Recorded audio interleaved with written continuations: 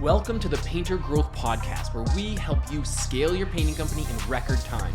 Join us as we explore sales, marketing, hiring, finances, leadership, and more, everything that you need to know to scale and grow your painting business. I hope you enjoy and subscribe. Hey everyone, and welcome to another episode of the Painter Growth Podcast. I'm Jesse Tarrant, head coach at Painter Growth, and we have a very special episode today. My brother Chase, we've never even done a podcast before. This is the first time you've ever done a podcast on Painter Growth, and I am just so excited to have you here. Chase is the Chief Marketing Officer at Painter Growth, and honestly, having him, my brother, as a part of the company has been such an amazing experience. I'm sure we'll dive a little bit into that for you guys today, but we have some funny stories to share with you. So Chase, welcome to the show. Stoked to have you here. Yeah, thanks, Jesse. Hey, everybody. Hey, Painter Growth community. What's happening? I'm so excited to be on this podcast. I've been listening to this for, months and months and months, listen to Mike and everybody and Brushbusters and the coaches. It's a tremendous opportunity for me to be on here. I'm relatively new to the Painter Growth world, and I'm so excited to connect with the community. We've been doing a tremendous amount of work, both internal marketing and external marketing for the company. And I think we have a really interesting episode today. Some real first world experience, and we're going to mix that in with some of the marketing and some of the business development stuff that Jesse, you and I discovered. So yeah, it's going to be a great call today. Sweet. Yeah, looking forward to it. All right, man. So you just bought your first home. So congrats. That's super exciting. And yeah, thanks. When you started looking at it, beautiful home, had great bones, but obviously a big opportunity to improve it. So you started mapping out the vision for it and the plan, and it included, the flooring, doing the kitchen, the painting, interior, exterior. And I will remember this moment so clearly because when you were talking about that and then going over all the costs, it's a big cost of obviously, you have your down payment, all the closing costs, it's a big cash outlay, and then going over the renos. And, I said that, I would help you with the exterior painting. Like that would be, one of my contributions to help you with that. And then when I asked you about the interior painting, you replied back, well, I'm just going to paint it myself. and I remember just sitting there thinking, I'm like, man, you really do not understand the scope of that work or what's required. I had no idea. No idea. So, internally I'm just cringing because I'm like, that's a huge job. Like, it's a big house. It's a tremendous amount of work. And in my head, I'm like, do you really have 3 weeks to do that? And, you probably still won't be that happy with it. That was my first thought. So, then we changed and I said, okay, you know what? Interior is a higher priority. I'm going to help you with the interior. We'll get that done. And somehow, I don't know how it all happened, but ended up helping you with both the interior and the exterior, which has, created a bunch of funny stories here. But what was going on in your head when you really thought you could paint the interior of your house by yourself? Well, yeah, first and foremost, I'm like a fine art painter, and you and I have had this battle our entire life. Like I've been, for those of you who know us, I like art, photography, adventure, and I've always been into drawing and painting. And so I was like, I can paint a house. Give me a break. I work on fine art pieces. So, it's a completely different trade. I was absolutely naive, but at the same time, I'm relatively new to Painter Growth. Like I've been marketing and building businesses for the last 10 years, new to the painter world. I know I rescued you when you were in your painting business at the very beginning. So I saw how difficult it was, but, I didn't know if that was just because you're overwhelmed with creating your business like 15 years ago now. But, I figured I'm like, let's just give this a shot. I want to know what these painters and these painting contractors and these business owners are going through. So it was, as much as it is like me being stubborn, I was curious, man. Like I wanted to be like, how can you paint a house and grow a business? Because I know how to grow businesses. Sure as shit don't know how to paint a house. So let's see if if I have the energy, I have the mental space. I of course have energy. It's my house, right? Like I'm very excited to put our touch on it, but at the same time, it was definitely an experiment more than it was just cost savings. It was like, you volunteered. First mistake, number one. Number two, took you up on that offer. Number three, we started to align and chat with Mike about it, and he thought it was a good perspective. for us to really understand, painting business owners.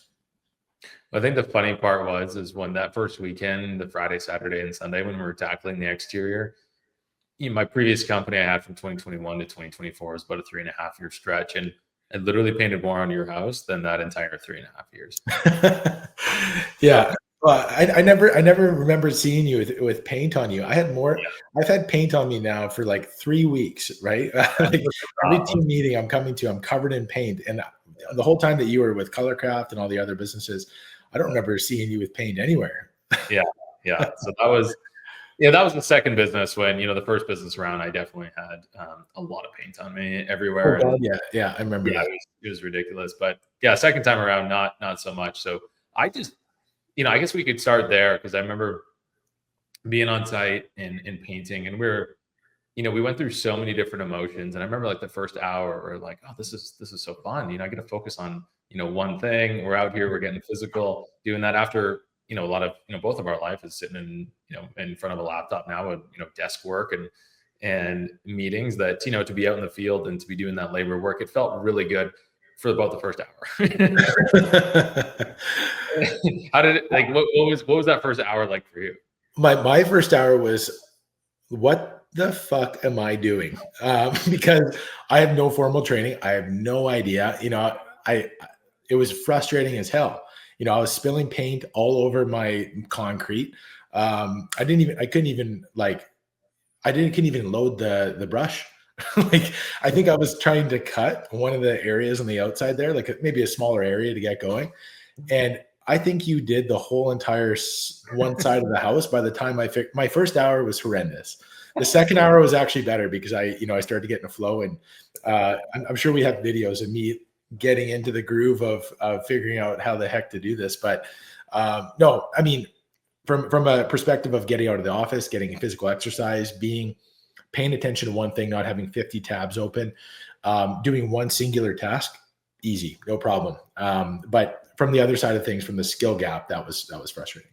Well, I think it was interesting because, like, we haven't actually lived in the same city since we were kids. And so you weren't really seeing me go through the experience of having two different painting companies directly and whatnot. One thing that I learned a lot from that experience was when I was just there, and I've internalized, how to produce a house and how to paint and the process and everything, and having to actually call everything out for you to do that made me actually realize from a coaching perspective, how actually difficult those things are. And especially if you're still on the tools today and you're looking to train and get your people off, is I think something that I realized in that is, like, I didn't realize how much I know. Yeah.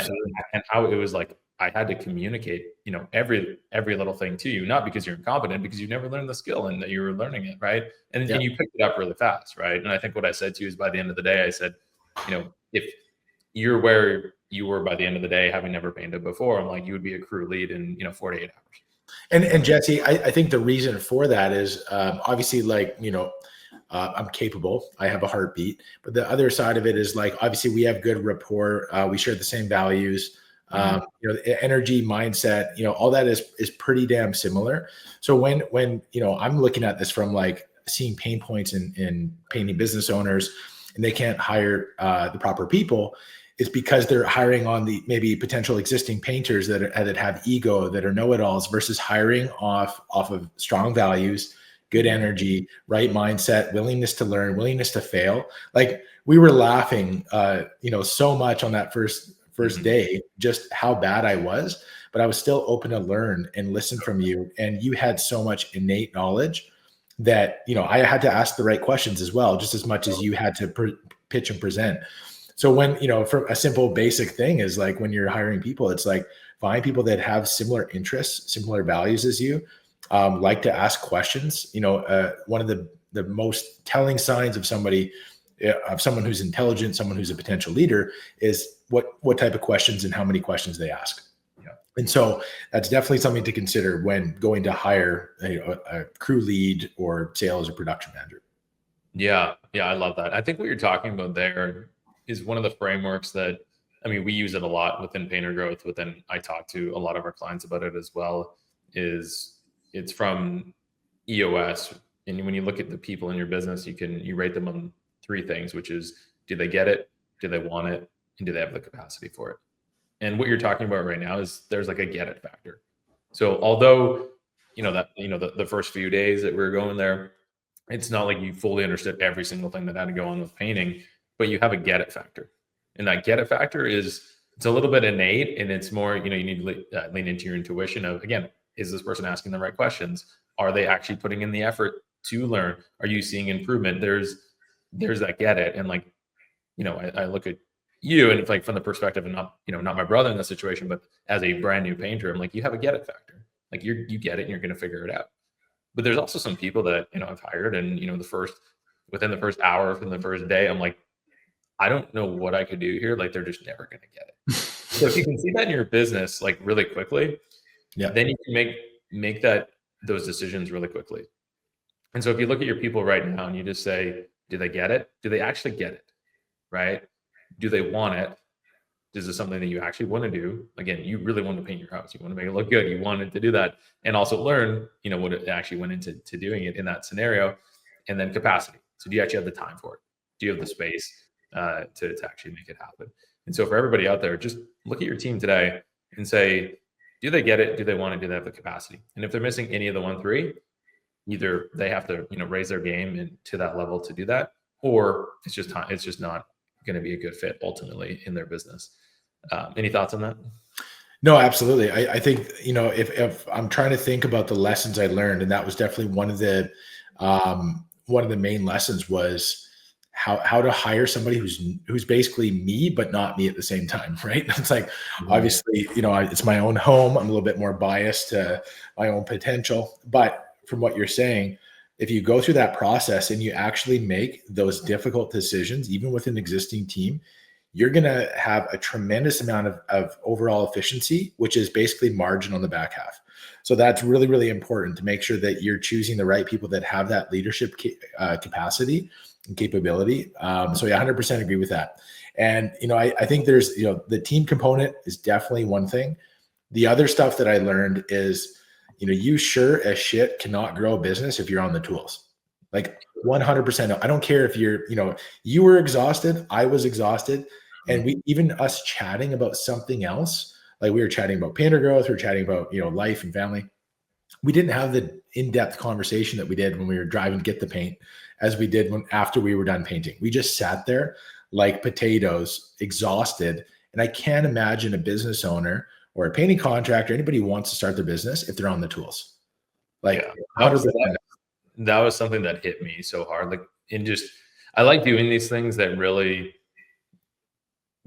bring me back to reality and earth, to have compassion and empathy for everybody out there that is on the tools or going through that. Because after that first day, and we were out there, 10 plus hours, we put in a long day, but I'm like, even when I know step-by-step of exactly how to grow a 7+ figure painting business, no problem. I had literally zero brain capacity at the end of the day because I was so exhausted to even think about any of the things that I, again, innately already know. And so for somebody that, if you're in a position where you're looking to learn those things, you don't innately know that right now, but you're looking to learn it, to go through your entire day on the tools and then also attempt to learn, the things that we teach in painter growth or around business to scale your business, and then to actually apply it, like it's really freaking hard. I think it's a curse to be a good painter. I really do. For people that have let's call it even 2 years, 5 years, 10 years, 30 years experience painting, man, that is your Achilles heel right there. Obviously there's joy in painting. You love what you do, but to be able to pick and choose when you want to do that based off of your business schedule and your planning, that's the ultimate choice, and the power is to have that decision. Yeah. When you, that is the best position in business to be in, is if you love painting, that's great. Just set your business up in a way that you can choose to paint. And it's, I'm choosing to do this, not I have to do this. Yeah. And then just big switch, right? Yeah. To that point, before you go on, knowledge is power, right? You can't do this stuff. And we say it pretty casually, just get off the tools. People, will freak out because, if they step away from the business falls apart.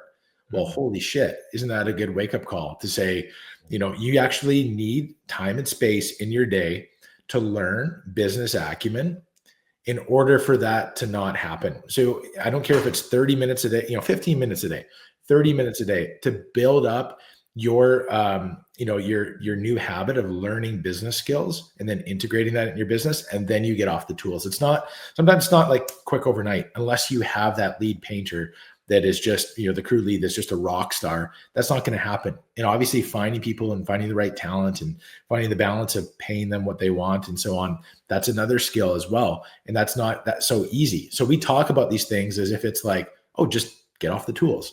That's not how it happens.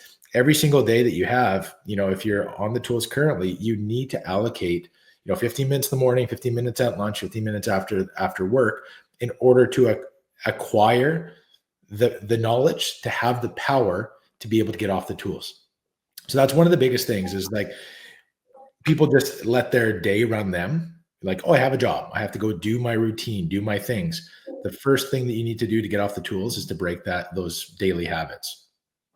Yeah, I think that, and there's also, I almost think that people are, like, from what I observe and see, is people are actually willing to do way more. And I would actually encourage people to, like, don't be willing to do as much. I remember, like, within a couple of days, I'm like, yeah, I just wouldn't be willing to do this for that long. Like, I would solve this problem. I would get people on the site, and I know I'm probably going to go through some failures and some people aren't going to work out. And when I look at the home, I'm like, man, if in phase one, if people can do, 80% of what I think is good, that's like a good starting point. And like, we'll make sure that, with some extra effort and intentionality, we'll make sure it gets to 100%. Yeah. And then phase two, the exciting part is when you get into a position, the benefit of being a business owner is you hire people that are considerably better than you are at each individual task. And every painter that I had in my last company was considerably better, at painting than I ever was. Yeah. And that starts to translate to every area of the business, where you get a better salesperson than you'll ever be. You get a better office manager. You get a better production manager than you could ever be in those roles. That's when it starts to get really fun. That's true entrepreneurship, right? That is true. Yeah, I love that. And then again, you can pick and choose to play whatever seat you want to play. Yeah. And at the beginning, like the level of uncomfortability and unfamiliarity, it reminds me of the scene from Forgetting Sarah Marshall, where the guys, the stoner guys teaching Pete how to surf. He's like, man, do more. No, you're doing too much. No, do less. Yeah. And the guy just ends up laying on the surfboard, right? Yeah. Flat face, doesn't know what the heck to do. That is how it's going to feel. So that feeling of uncomfortability is normal, right? You're gonna be able to, like, have that tremendous feedback loop of being like, hey, I'm going to pull back, and then I'm going to know when to come in. And the only thing that's going to signal that is the physicality of the work, because you're going to be the one, the optimizer, the one with the brand, the one with the ultimate perfectionist within you to know, okay, wow, I pulled back too much. I need to teach more. I need to learn more. I need to empower them better, or I need to have better people. But you're not going to have that feedback loop if you're not willing to try. So you're just going to be mulling these ideas over and over and over in an endless cycle of insanity, knowing that you need to do something, yet you're not doing it, and you're not willing to try a tiny little bit of that. So that one, I think you hit the nail on the head of, like, we'll go back to the willingness. People are much willing to paint. It's like, be less willing to paint and more willing to hire people and to go through things, knowing that, a lot of the stuff isn't going to work out. Even in my own life today. And we talk about, manifestation or setting intentions moving forward. And by the way, most people know, me and what I do here. Before this podcast started, Chase is not into breath work meditation at all. And he was doing, beautiful meditation, and it just really warmed my heart. So before this call? Yeah. Oh my God, we got to play the clip. Maggie said, I snapped out of it for a second. Great. Sorry, I totally lost my train of thought. Oh, the willingness. So here's the thing, is when you set the intention, let's say you set the intention of, I'm going to have a rock star crew. The journey, the path to get there, like, if you just sit around waiting for this unicorn to sit on your lap and whatnot, it's never going to come.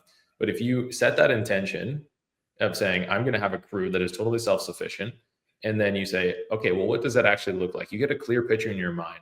And then from that standpoint, you take relentless action to making that happen, and being okay with pivots, right? The worst place you can ever exist, in my opinion, is what I call the gray zone. right? Make every decision in life black or white, because then, if for those of you guys can see it, you're on a path. If you're in a gray zone, you're literally at the start line. But if you make that decision, whether it's black or white, yes or no, then you get off the start line, you get new information, and then you can pivot from there. And just because you made a decision doesn't mean you can't pivot off that decision. And that's where people, start to make themselves wrong for pivoting off that decision, or saying, I said this, and they have that unwilling flexibility. I actually encourage people to completely flip that and say, whatever decision you make, go all in on that thought, be willing to fully embrace that. And then once new information is being revealed, being okay with pivoting off that, even if it means the complete opposite thing of what you thought the decision was. You'll get to the end result of that amazing crew about a million times faster.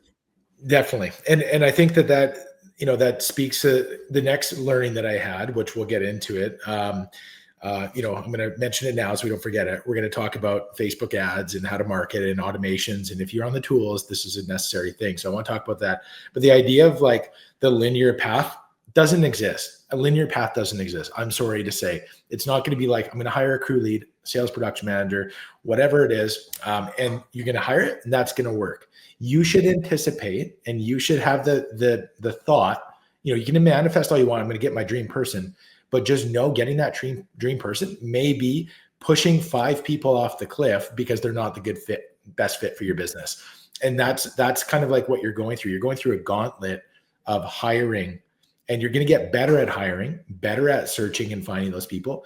And maybe the first time you go through 10 people, but the next time you go to hire the next, particular role in your business, maybe only go through 3, because you learn so much on that failure side of it. And you're willing to iterate, and you're willing to pivot, and you're willing to make a binary choice, yes or no.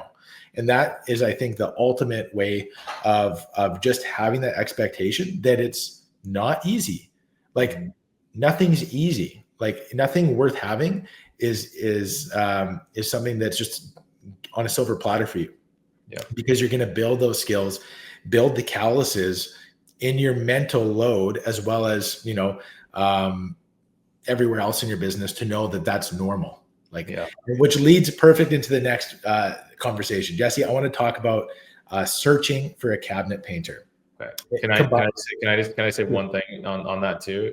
Yeah. Just to conclude is, whether it's like a personal development endeavor, like you look into yourself and you want to improve, there's a really great metaphor, or you're going to up-level your business. It's like you decide to up-level your business. I'm going to hire a crew. I'm going to get off the tools. You make that decision. It's like you just drop yourself off into the middle of the jungle, and you only have a machete, and you got to find your way out. Like that's literally the reality of what it looks like when you do that. Or take a look at, something deep within yourself, of something that you want to heal, or you want to, impact in your life. You're literally just being dropped into the middle of a jungle, and you're hacking your way out. And that journey is intense. It's insane. But as you start to clear the path, things become clear. Absolutely. And it's not without moving your damn feet, right? Going through, a lot of times people just stand in the middle and they get dropped in the jungle, and they pivot in the same spot, and they can only see this far in front of them, right? Like that's the area the machete clears. But as soon as you start to go to these unfamiliar paths, you start to move your feet, start to take that tremendous amount of action. You're going to find, the wrong way, the right way, and you slowly find your way out of the jungle. Yeah. So good. And last thing, funny story. And this is how important it is to communicate exactly what you intend, and how every word that you say to your crew and to your team, you got to think about how it's being interpreted to them. It's kind of a funny joke, but I remember when we were starting off, I said, okay, Chase, one thing that's really important with painting here is that slow is smooth and smooth is fast. Right. And then we started, and I came around the corner and I looked at you and I'm like, well, not that fucking slow. Oh my God. I don't think I've heard more confusing words in the application of painting. I'm like, I look over at you and you're just going bananas, cutting in and doing tremendous amount of speed and accuracy. And I'm like, what is wrong with me? Like there has to be something. Like, just move your arm faster. It was so good. It's so good. Anyways, let's move into, because we talked about cabinets, and I never specialized in cabinets. I had a partner. I just did a referral relationship, because cabinets are a different beast. And it was just something that I didn't want to focus on in my painting business. I didn't need to do it to hit the goals and things that I wanted to do. So when you're looking at your cabinets, I said, hey, this is something you really want to get done by somebody that specializes in this realm. So talk about your stories. You just bought a home. You're busy. You have a young family of 2 kids. And how did you end up finding the person? Got it. I almost feel like we should have started with this, but this is really, just for you guys who are just, maybe skipping through or tuning in. I'm the head of marketing at Painter Growth. So I know a tremendous amount about automations, buying ads, social media, email marketing, SMS marketing, basically sales mixed in with marketing, how to get your dream customer.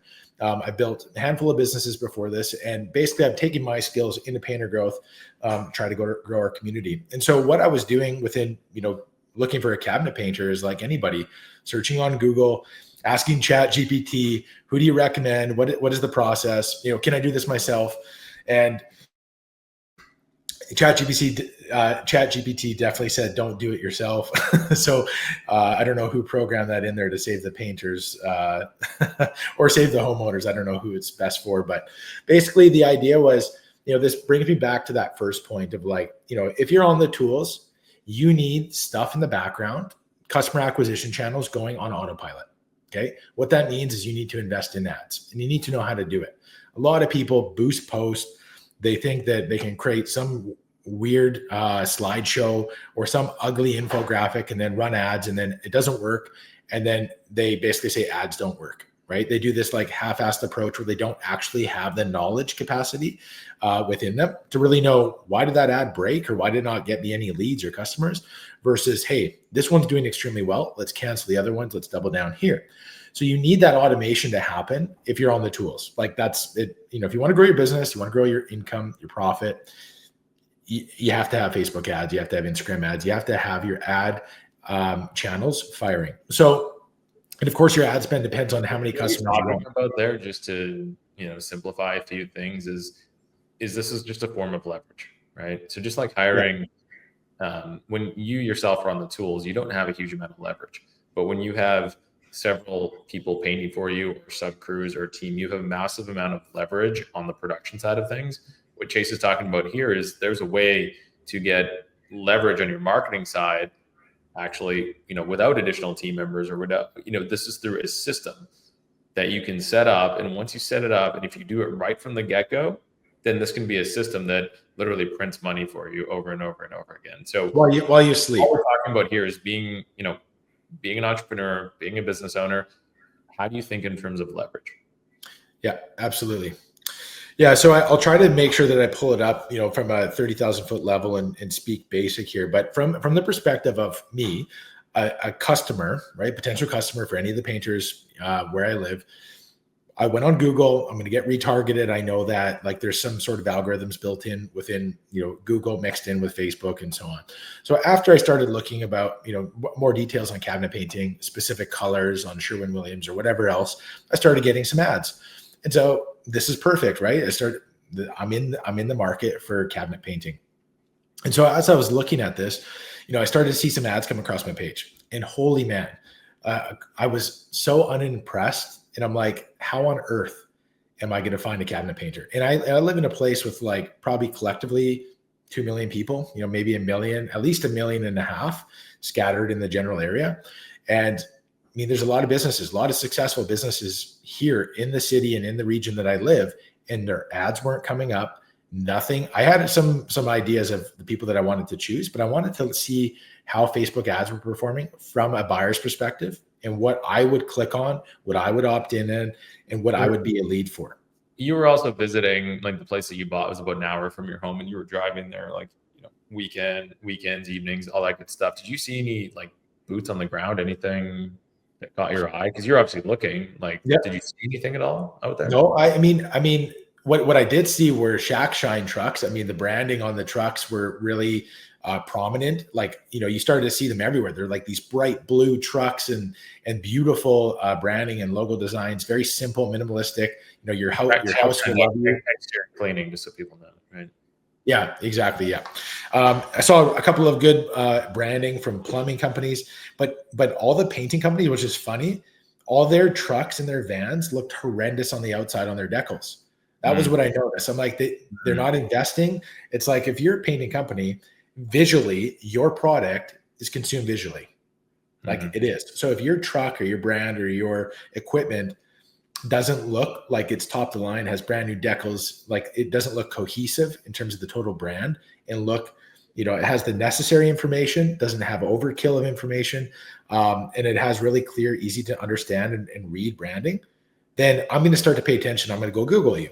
But if it just looks like ho-hum average, I'm making the assumption as a potential buyer that this person is half-ass. They don't really care that much about their brand. Well, it's interesting on that too. Like one of the things that we invested in my last companies, we had like Mercedes Sprinters vans, which costs just over just under $1,000 a month for the lease, and then we had it fully wrapped. That included it being fully wrapped, so all in is like 12-ish grand a year plus insurance, gas, all that good stuff. But that 12 grand on that lease, it was an amazing vehicle to haul equipment and to get around and everything. But I just looked at that as a marketing expense. Absolutely. Am I going to get, your cabinet job, for example, your total paint job, interior, exterior cabinets, retail prices, if I were to estimate it out, would have been $52,000. And think about, that would be, $20,000 to $25,000 of gross profit for a painting company. That would pay for 2 of those vans right there. Yeah. And so what I assume, I think of myself as kind of like, let's call it middle class. Like I like nicer things, right? I don't buy ultra crazy luxury or premium. This is my first home. I care so much about this being perfect for my family.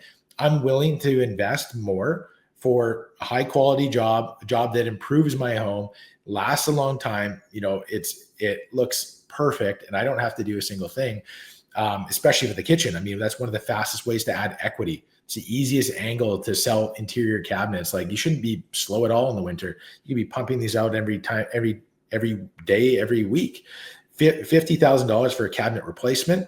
$5,000 to $15,000 for painting of those cabinets. What a no-brainer from a customer or like a homeowner's perspective.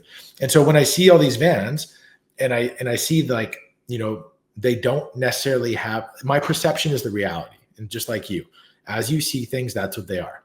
Even if that company does all premium work, but all their trucks are these 1997 Dodge Rams, whatever it is, I'm going to assume that they do lower end work.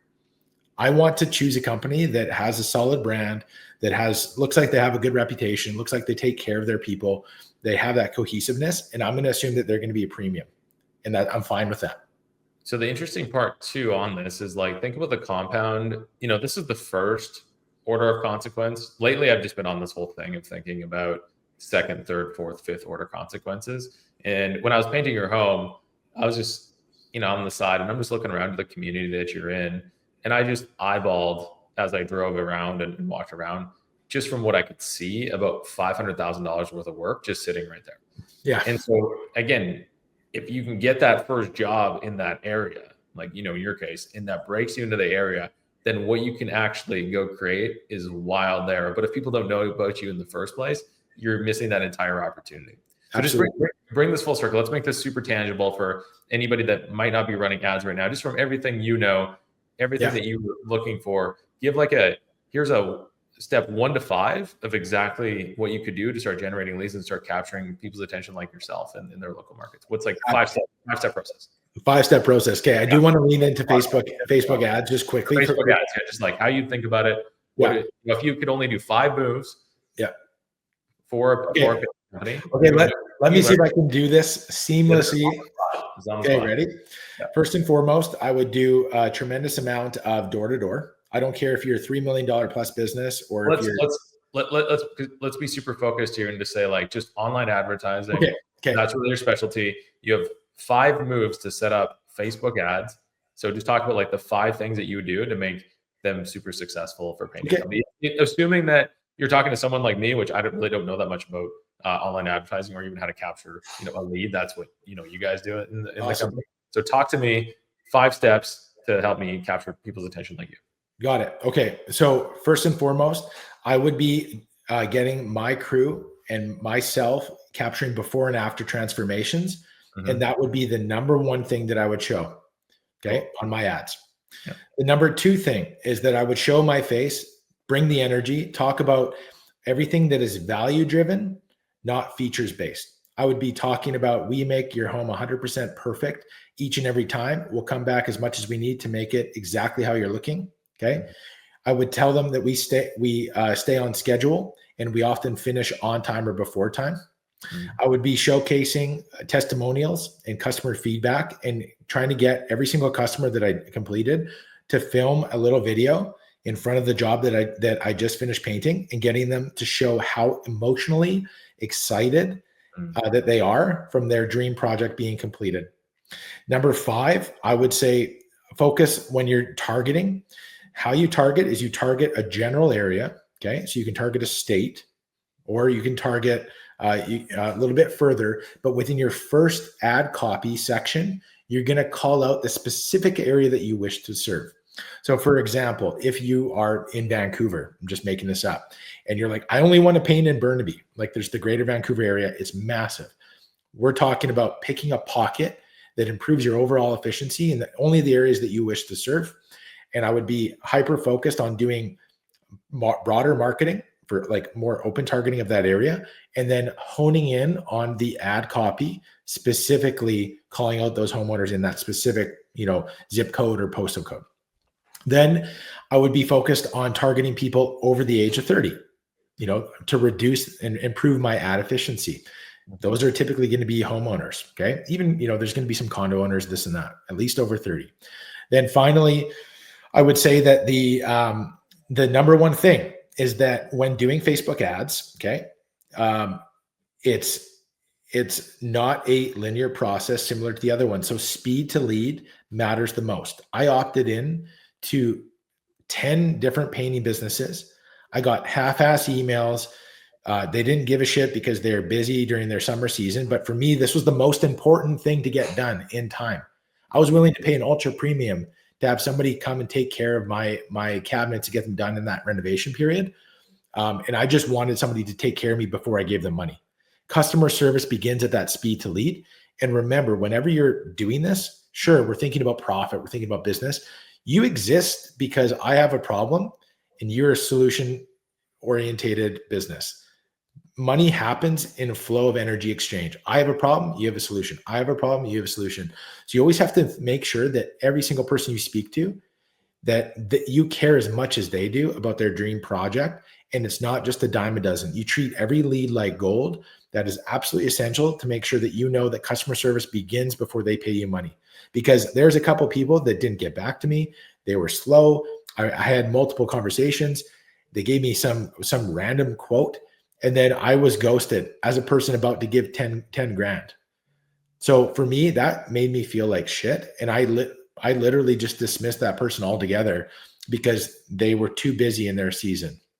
So customer service happens well before I pay money. Okay. So let me just summarize the things that you said there. So number 1 starts with targeting and knowing that you can target, very specific areas, on Facebook, and then specifically with demographics as well. Number 2, what I'm hearing is really putting yourself in your customer's shoes and think about, when you do make an ad or you put something out into the world, like the first thing is like, would you click on it? Would you be interested? Yeah. Like put yourself in that shoes and like see if that actually works. In terms of creating content, super actionable things is always taking before photos and afters. And I think the best video videos is showing contrast. Like, dark to light is obviously the super common thing, but that's like the wow factor. And then even bringing in customers when you make a video after and say, hey, we just completed, Mrs. Smith's home here, and here's what she has to say about it. And having people do that, that's super fun as well. And then, what did I miss? Did that cover it? I think you covered it, the most of it. The customer service. So when a lead comes in, exactly. Because if you follow up with the lead in 5 minutes or less, this is actually proven across all industries. This is a wild stat. Yeah. And you and I know a lot about this for another reason. We'll save it for another time. But you're 21 times more likely to book that job if you follow up within 5 minutes or less. And by follow up, I mean an active text message and an active phone call, not a super passive, drip on any of these softwares or a passive email, anything like that. It's like it's an active text message and an active phone call. And make sure that when that person who's on the phone is super competent, that first interaction, because that's the first interaction of your brand with them. And if they don't give a magic moment in that first interaction, you're literally throwing your marketing dollars down the drain and missing out on all that opportunity cost. And again, think about the second, third, fourth order consequence here. If you land this first job that, is going to be, let's say this counter job is about $12,000. Don't just look at the $12,000. Then you look at what neighborhood it's in, and you realize that there's $500,000 of work around there. Let's say you could go capture 60 to 100K of that this year, and then see what happens next year from that as well. That you could just open up literally hundreds of thousands of dollars in this one tiny little pocket.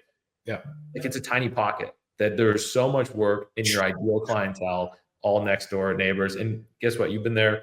Well, you just moved in, and how many neighbors have you already talked to? Oh my God. I had a whole bunch of people come to me and say, wow, the outside of your home is incredible. Like, what a refresh. Oh my God, I need to get mine done. Mine starts to look bad, right? So a lot of people came to me and they asked me what I did specifically in the home, what my wife and I did. I let them know. The first thing they said, who do you recommend? Like, I mean, if you don't have that net promoter, you're hooped.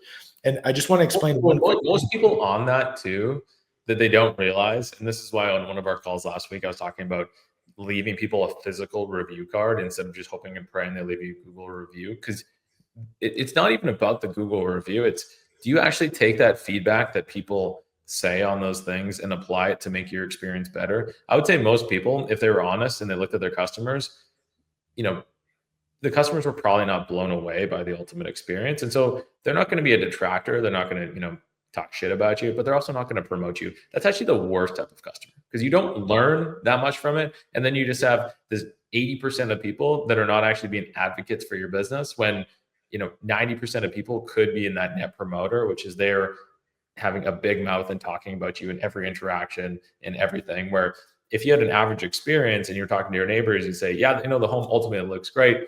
Would I recommend them? Probably, I don't know, Totally. Versus, oh my God, amazing experience. Here's the guy's number. I'm going to do a 3-way text right now to introduce you because I'm so happy with my home. And you just have that all working behind the scenes for you. That's a very, very different reality for what that compounds for your business over time. 100%. That's the flywheel effect, right? So if you're doing those things, a handful of different marketing strategies, that is one of the ones that will work behind the scenes, more random referrals, but definitely you're not going to get any if you don't have that incredible wow experience. I just want to explain one quick thing specifically for Facebook ads and for Instagram ads. So when you see an ad, because it's an interrupted ad, so I'm not on Google, I don't have the intent to type in cabinet painting, see the first one that pops up. Okay, that's high intent search. Facebook is, I'm on personal stuff, looking at personal friends and whatever else.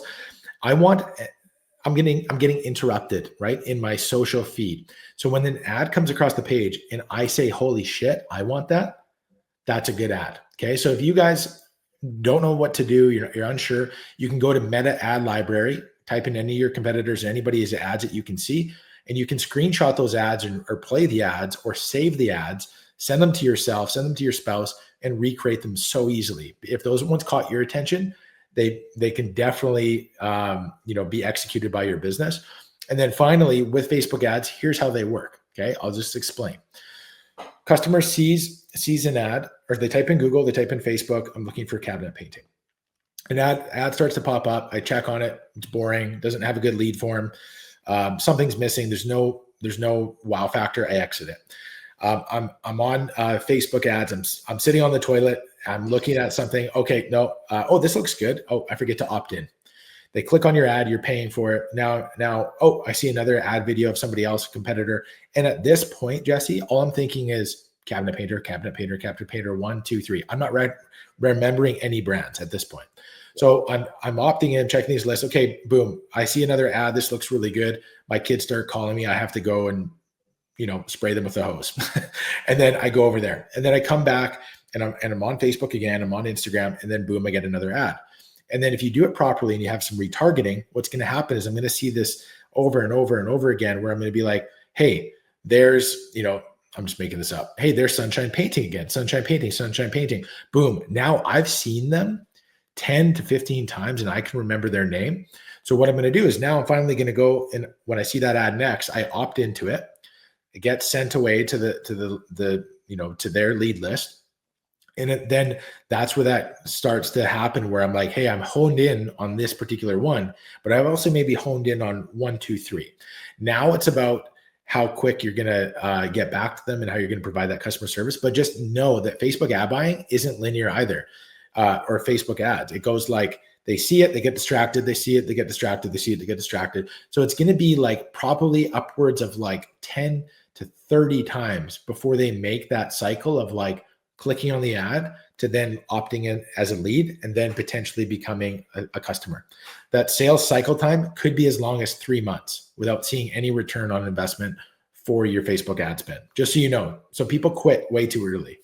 Yeah, it's really interesting you say that. And again, you know how into the subconscious mind and intuition and everything that I am. And, you claim that you're not into it, but everything you just said there is all about the subconscious mind, about all these seeds planted, and people don't even know and understand that at that level, which I find is really interesting. And we haven't actually just had time like this to go deep on this, which is, I feel like there's so much more that we can cover and go here, but we are getting the time. And that, for anyone out there that says, Facebook ads don't work, maybe listen to this again and start applying some of these principles and thinking a little bit longer term of your business and what's going on. And then again, to really, in my opinion, to make Facebook ads and a painting company work, it's not about just that one job, but it's you land that one job and then you convert that one job into 3. And you take those 3 jobs and convert it to 9, then take those 9 and keep repeating the process. That's actually how you put the fire on Facebook ads. It's not just about that one job, right? It's about allowing those Facebook ads to break you into an area and then from there, boots on the ground, extrapolate a ton of work in that area. So yeah, this was super fun. Really enjoyed this. And I think that's the pod. Yeah. Thanks so much for having me, Jess. Obviously I've been wanting to be on the podcast for some time. I love sharing anything marketing, sales, from brand, from finding customer acquisition, finding your dream customer, not saying yes to everybody, choosing the jobs that you only want to have. I think like me trickling this in is like programming people's subconscious, like you said. It's planting the mustard seed of being persistent, being consistent, and making sure that people like understand total flywheel of what marketing is. Facebook and Instagram and those ads, they're great. They will produce leads, but there's a way that you can average down those costs per lead.